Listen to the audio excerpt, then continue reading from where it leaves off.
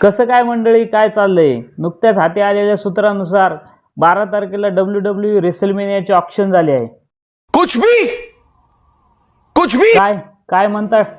WWE ची auction नव्हती, ती टाटा IPL 2022 ची ऑक्शन होती.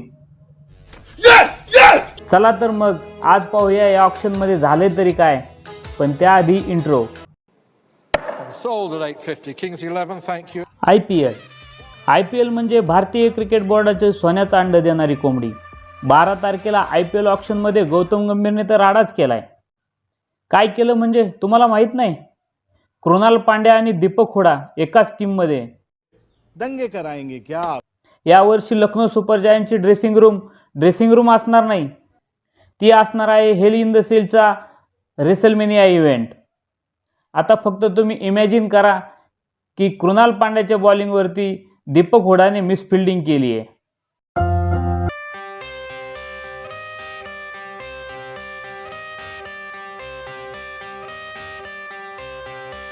I got the cash in the bag, stadium packed. Born a rock star in this life, gon' live it up on the attack. Baby, I'm bad, I just wanna get caught up in this life. I'm crazy, I'm mad, doing no cap. Only God wants, so you better go live it up. Cash in the bag, stadium packed. Baby, I'm bad, baby, I'm bad.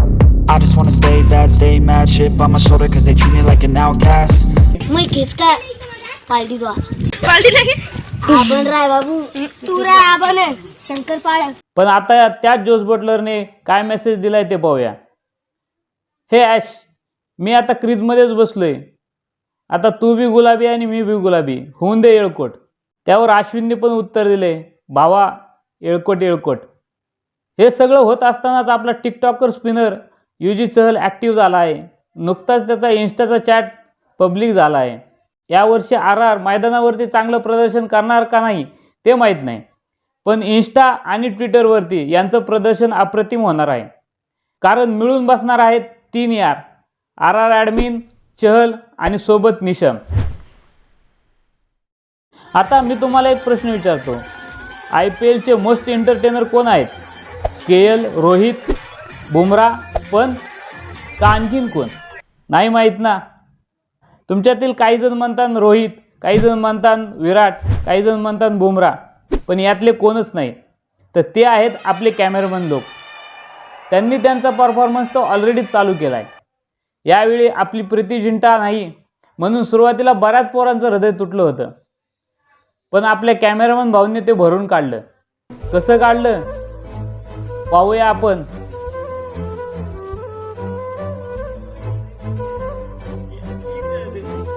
अरे अभिनंदन ईशान भाऊ. पूर्ण ऑक्शनभर झोपेत असलेला Mumbai इंडियन्सचे management Ishan भाऊ बीडवर आले की एकदमच झोपेतून जागे झाले होते आणि लावला सगळा जोर. पण सगळ्यात मजा आणली या DC वाल्या अंकलने. चांगले प्लेयर स्वतःच्या टीममध्ये घेतलेच, ते पण स्वस्तात घेतले, पण दुसऱ्या स्वस्तातल्या प्लेयरच्या बीड वाढवून दुसऱ्या टीमला भिकारी केले. आता ईशान किशन, दीपक चहरला पाहून रायनाच्या मनात एकच विचार येत असेल, असंच थाट होतं आमचा, कदाचित तुमच्यापेक्षा जास्तीच.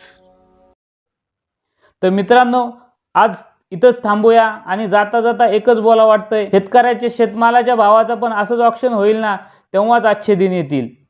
जर इथपर्यंत आलाच असेल आणि व्हिडिओ आवडला असेल तर लाईक करा, शेअर करा, कॉमेंट करा आणि चॅनलला सबस्क्राईब करा.